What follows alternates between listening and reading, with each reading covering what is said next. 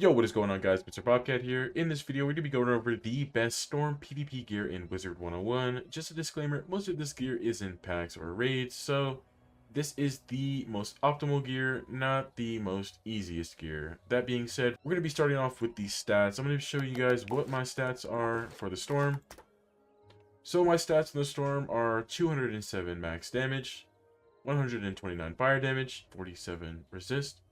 Can't forget about the health. Oh my gosh, 10,000 health on the Storm, which is really nice.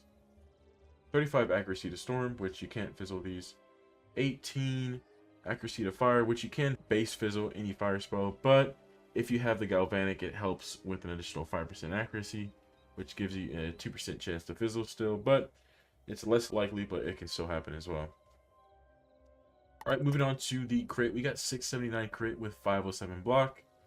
59 pierce and 51 pierce to fire, and 64 outgoing. As I mentioned earlier, if you want to run more block, I run the Shabalba Fairy Kai thing, which gives me outgoing over block, but depending on your playstyle, if you want to add more block, you can go with the Dream Reaver theme instead. Alright, 44% pip conserve, 100% power pip, which is a must for this school. I'll show you guys how I pull this off. 4 pip shads, very important in PvP, and we got some Arch Mastery from the deck. So overall, these are the meta stats for Storm. If the outgoing doesn't suit your playstyle, then you can run the Reaver to get more block, but other than that, this gear is optimal and is the best Storm PvP gear.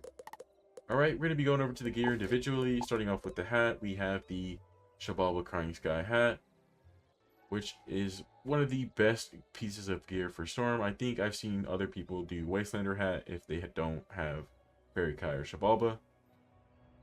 It gives a outgoing pin and 2 punishing pins to fire with a blade as the item card. Really good for PvP.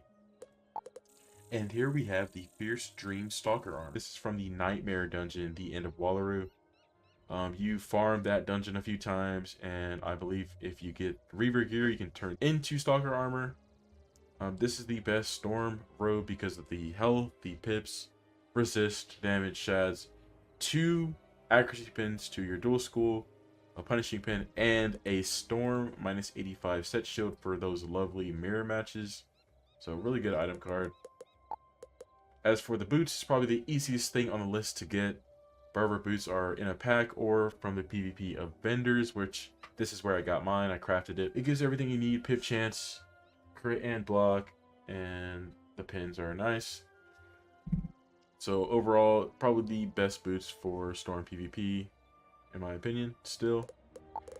Electric Fairy Kai, which is the Shibalba template, which is the best wand in PvP. It gives the most damage, and overall stats are nice. Moving on to the Shabalba Crying Sky theme. Now, this is what I was talking about earlier. If you want to run the outgoing, Fairy Kai and Shabalba give that outgoing stat of 7%. But if you want to have more of a defensive playstyle, you can run the Reaver theme, which is just as good, and it gives you 75 more crit block. So if you are the type to have more block over outgoing, Reaver, they're both optimal.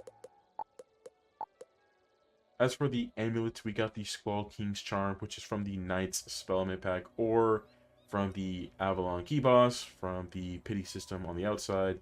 Do the boss a couple times, you can get this with the reagents it drops. Really good amulet. It gives a Steel Pip item card and more health than the alternative, which would be the Hoonhouse Crying Sky amulet.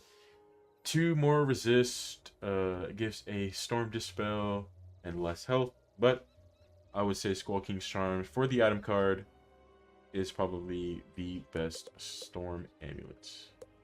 Going on to the ring is probably the second easiest item to get on the list.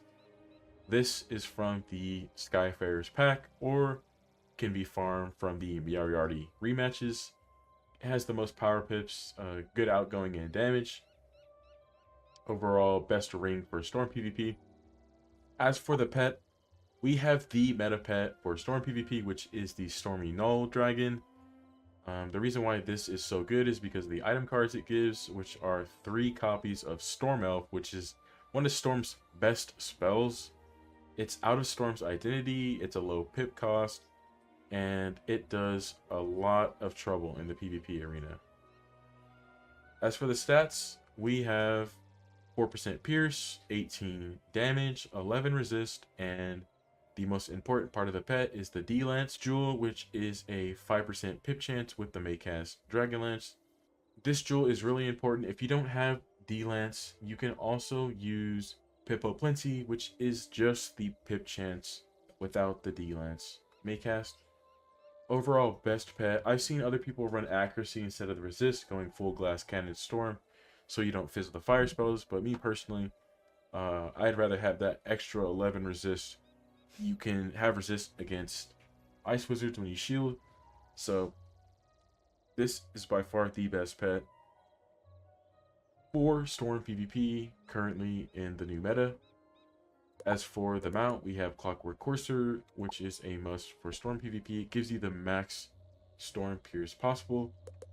And as for the deck, we have the Shocking August Sage deck, which this is also a key boss in Cave of Solitude and Mushu, the Takanobu key boss.